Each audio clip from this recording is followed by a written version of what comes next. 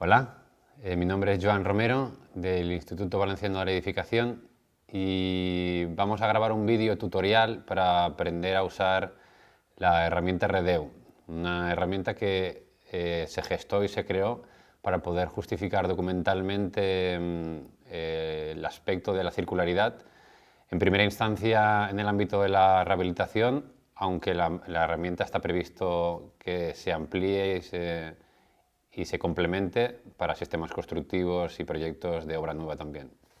Por entrar en materia, vamos directamente a la herramienta y vemos que es un Excel con distintas pestañas y las pestañas están codificadas según el tipo de uso que se le va a dar. Bueno, la primera pestaña es simplemente los créditos de la herramienta con la coordinación y el equipo de redacción de la propia herramienta.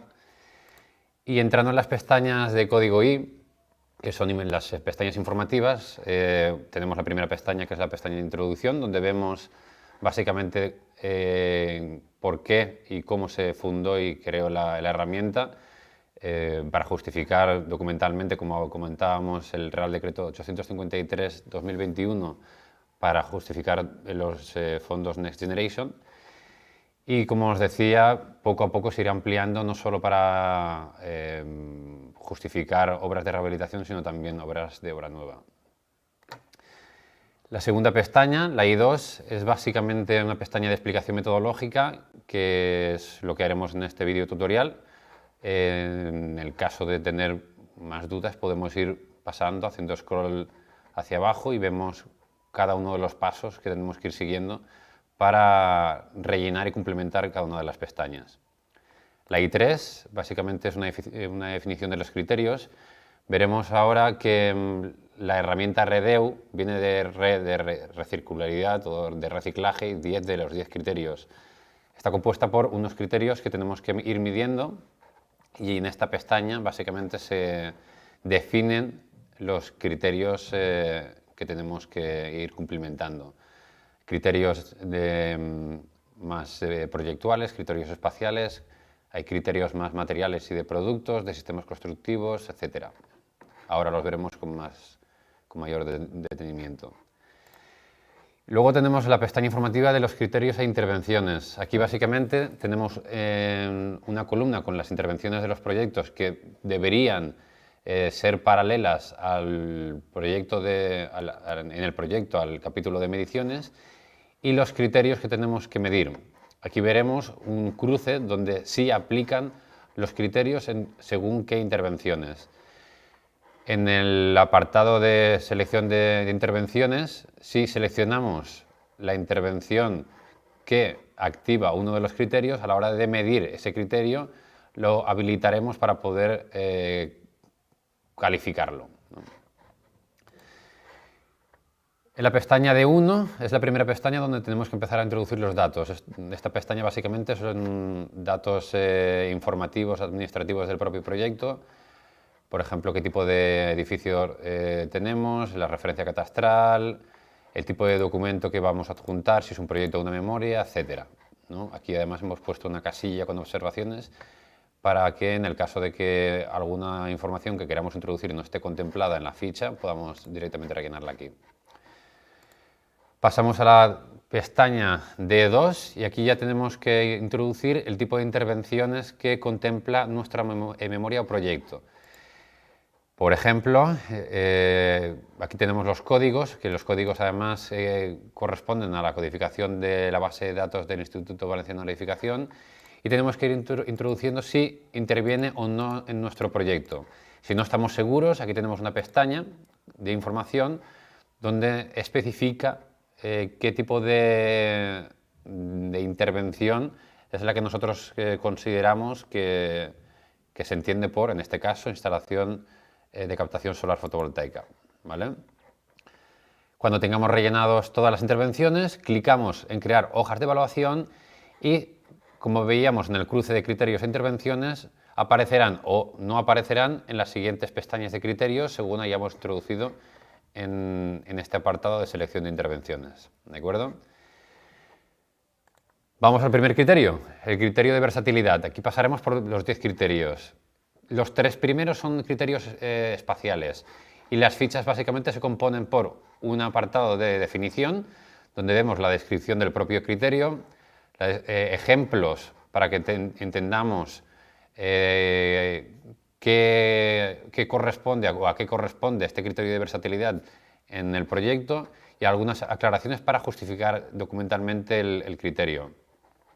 Aquí vemos en sombreado gris las celdas que tenemos que ir introduciendo. Por ejemplo, en este caso, para justificarlo tenemos que introducir la superficie total del proyecto y la superficie, que en este caso es una superficie que entendemos como convertible.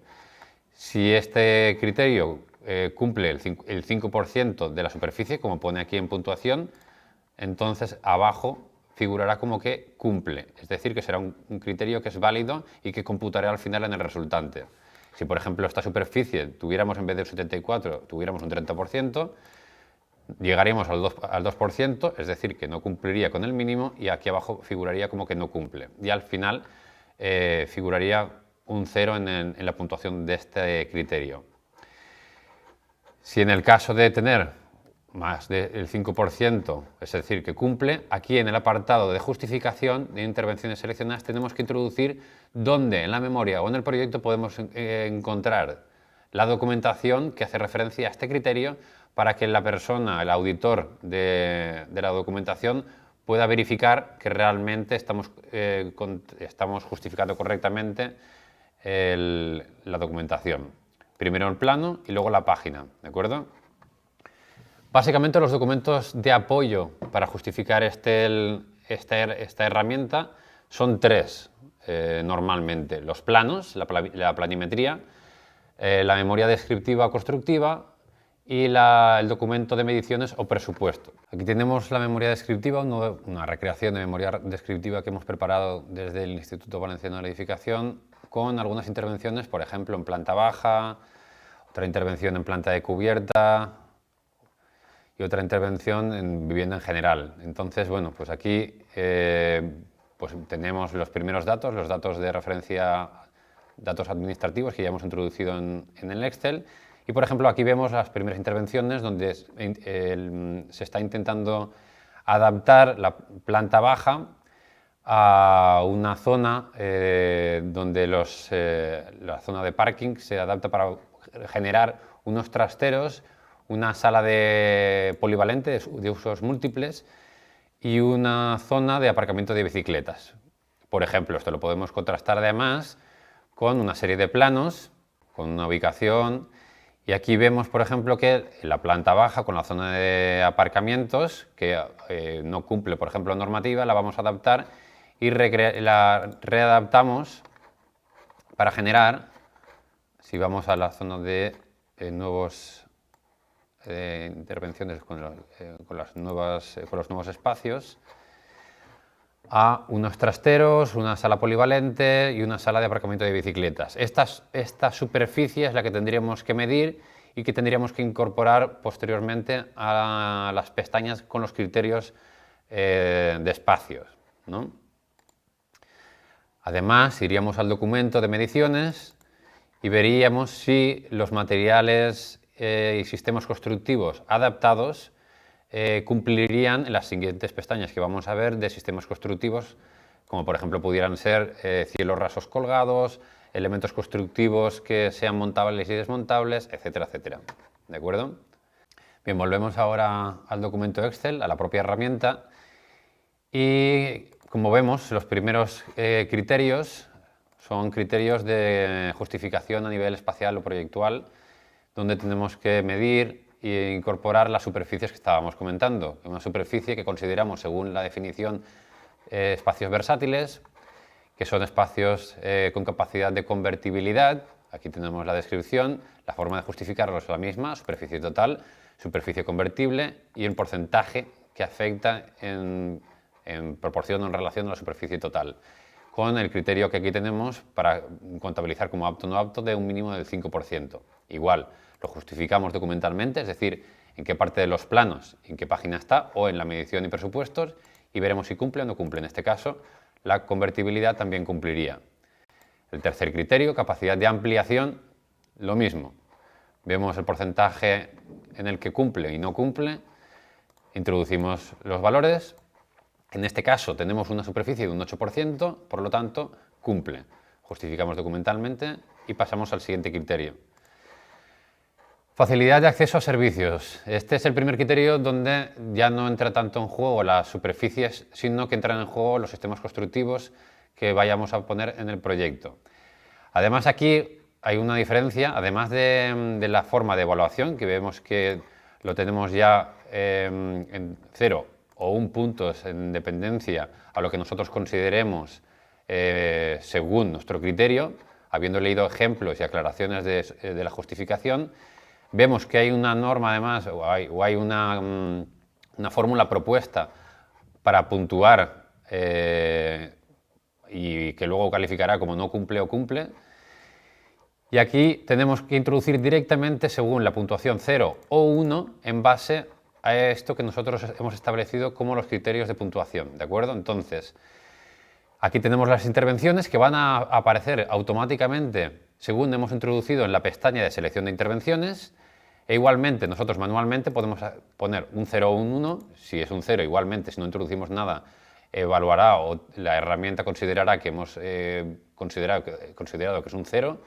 Pero si consideramos un 1 o en algunos otros criterios podrá ser un 2 o un 3, igualmente especificamos en qué parte documental del proyecto memoria está contenida la justificación, en este caso de las instalaciones de abastecimiento, y pasamos al siguiente.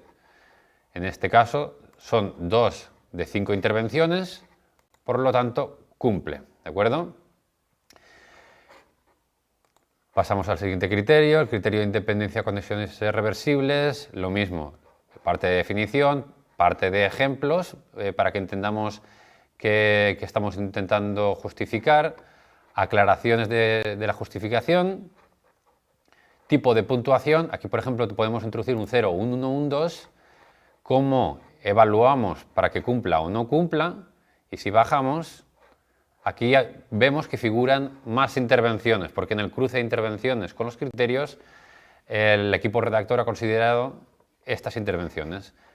Según nosotros consideramos, según la persona que vaya a introducir documentalmente o justificar documentalmente esta herramienta, considera que la instalación fotovoltaica cumple con un 2 y las particiones cumplen con un 1. Lo justificamos documentalmente y vemos que en este caso no cumple o no llega a la nota suficiente para que se considere como que tiene una nota suficiente para cumplir. Entonces, bueno, poco a poco tenemos que ir pasando por todos los criterios. El 7 no vamos a especificar cada uno de ellos porque si no el tutorial se alargaría muchísimo. Vamos al 6, al 7, al 8, igual la estructura es paralela. Lo que pasa es que la forma de evaluar es distinta, en dependencia de los puntos, pero la estructura es exactamente la misma. Aquí abajo, pues igualmente puntuamos, en este caso un 0, un 1, en este caso cumple, y al final vamos a la última pestaña de todas, con los resultados. Y aquí veis lo que os estaba comentando. Vemos que de los 10 criterios hay 7 que sí que cumplen y 3 que no cumplen, ¿vale? Aquí no hay un corte, aquí el corte lo especificarán la subvención o el pliego de condiciones donde vayamos a entregar documentalmente esta herramienta de RDU. Entonces, tenemos un 70% de criterios cumplidos y esto corresponde a una evaluación muy buena, que la podemos ver aquí en la gráfica que hemos propuesto, en la que dice que la falta de puntuación la consideramos hasta un 30%, de un 30 a un 70 se considera bueno, de un 30 a 60 se considera bueno, de 60 a 90 muy bueno y de 90 al 100%, solo el 10% final, se considerarían excelentes. Repito, según donde vayamos a presentar la documentación de esta herramienta RDU, nos exigirán una puntuación u otra, ¿de acuerdo? Vemos aquí gráficamente un gráfico, así un icono, que corresponde además al icono de la herramienta y a la evaluación de nuestros criterios, que variará en dependencia de cada una de las evaluaciones. Y finalmente, el evaluador tendrá que introducir sus datos, la fecha, firmar el documento PDF digitalmente le damos a convertir PDF y ese será el documento que tendremos que usar para justificar documentalmente esta herramienta de Redeu. ¿De acuerdo? Y eso es todo. Cualquier duda que tengáis sobre el uso de la herramienta podéis escribir directamente a este correo electrónico y igualmente pondremos ejemplos y os subiremos documentalmente la memoria, los planos y también las mediciones para que podáis tener un ejemplo de seguimiento para ver los documentos que tenéis que consultar. La herramienta que, como veis, es una herramienta relativamente sencilla. Muchas gracias.